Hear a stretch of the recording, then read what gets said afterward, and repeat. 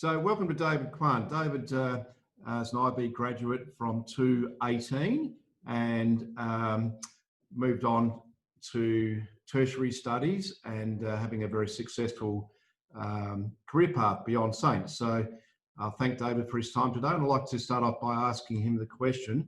There would have been many reasons why you chose the IB Diploma. Could you please provide the top three reasons? Thank you for having me, Mr. Hadfield. The IB appealed to me for a number of reasons, like you said. I think if I have to shortlist the top three, it would be number one, it emphasises a lot on delivering this holistic education through its well-rounded program. So like many other Saints students at the time, I desired a healthy and ambitious balance between academics, co-curricular, community and emotional learning.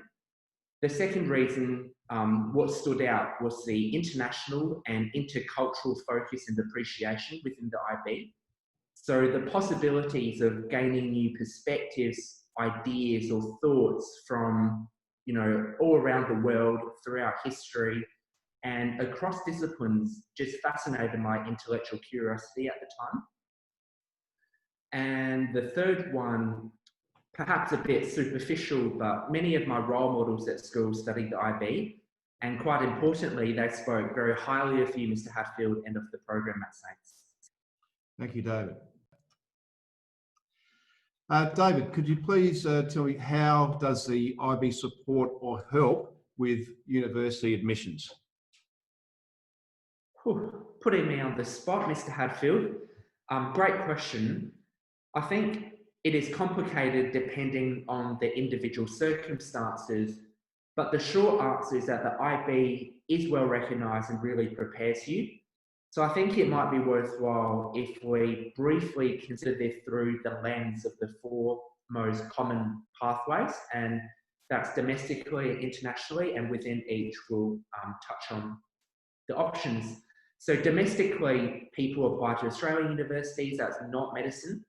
So in that case, it will be pretty straightforward, and usually your IB score or ATAR would be sufficient. The second option domestically, which is a popular one at Saints, would be medicine in Australia.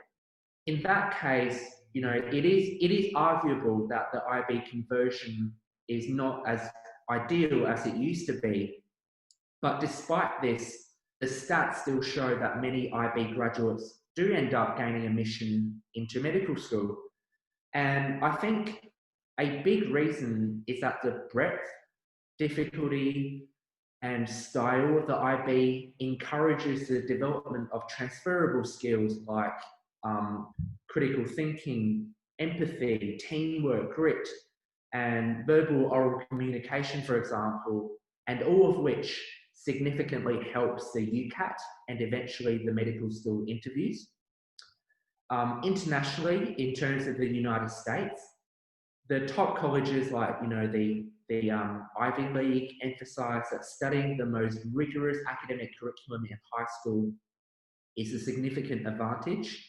This is not even to mention how the IB, with its co-curricular and service requirements, indirectly or directly in this sense, complements the top college's holistic admissions process. Stanford University's assistant dean actually has a pretty convincing video online endorsing the IB that I remember watching in last year. And finally, in terms of overseas, we've got the United Kingdom, the UK. There, the IB is well recognised, like the US colleges, Oxford and Cambridge and other universities there value the IB's holistic approach and rigour. One of my interviewers at Cambridge, in fact, even jokes that she just loves discussions with the rare IB survivors each year. So she was clearly familiar with the demands of the IB diploma and the components that the students have to do in order to do well in it. So at the very least, therefore, Mr. Hadfield, I think studying the IB gives you the most options and opportunities in terms of university admissions. But that's just my perspective. I thank you, David, for sharing your perspective about the IB. This would be very helpful for our Year 10 students and parents. If they have any more questions, would you be open to further communications? Well, firstly, Mr. Hadfield, thank you so much for contacting me. It's been a pleasure. I reached out to many IB graduates myself, both in the subject selection process and also during year 11 and 12, especially when I struggled. And I benefited enormously from their perspective. So I'm always happy to be available if needed to hopefully pay that kindness forward. Very exciting times ahead for the Year 10s. I think they'll make a great choice. Thank you so much, David.